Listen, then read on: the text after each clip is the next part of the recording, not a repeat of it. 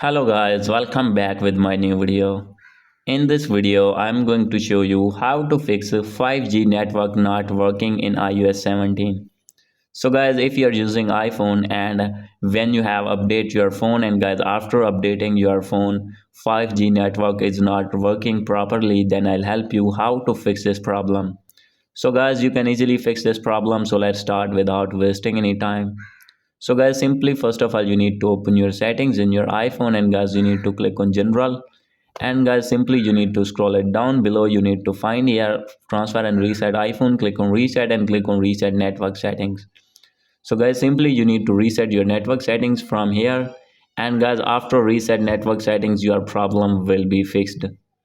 So guys, after doing this, if you still not fix your problem, then guys, maybe this problem is in your iOS version. So guys, simply you need to click on software update and guys, you need to update to latest version, that is iOS 17.1.1. And guys, after updating to this version, your problem will be fixed. Hope you like this video. If you like this video, please do subscribe, comment and share. Thank you.